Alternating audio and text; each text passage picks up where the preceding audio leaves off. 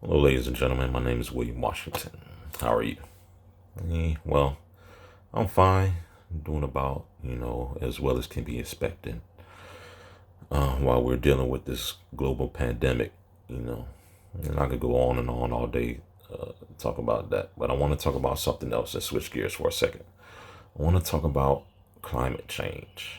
I know most people don't want to hear speeches or lectures, but I feel like this is important and informative, and we really should, get back on that topic. It was actually trending a little bit on social media for a while, but climate change is a change in global or regional climate patterns, and it used to be called global warming, but before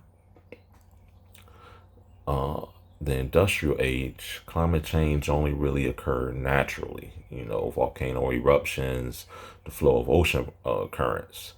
But as we as a species began to evolve, we started inventing automobiles and airplanes, and we wanted to mass produce these things.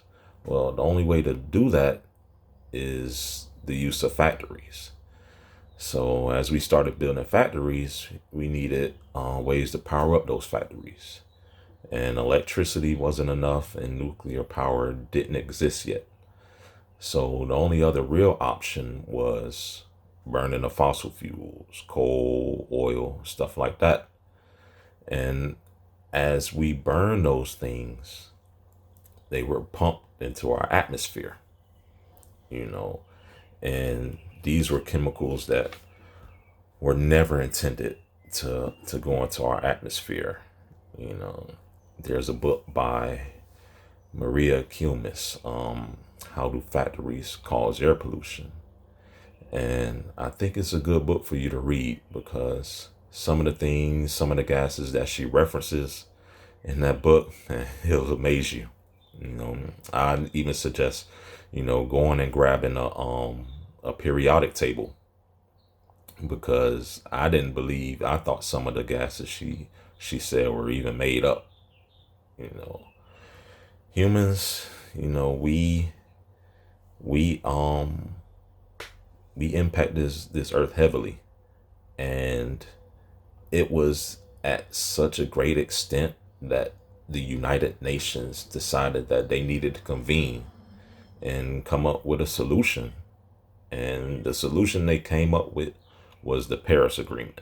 And, the goal of that agreement was to try and lower the planet's degrees by 1 to 2 degrees Celsius.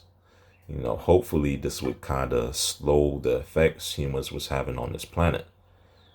And if a governing body like the United Nations, think about that, the United Nations would gather back in 2015 to address this issue, that shows you the kind of importance that it holds.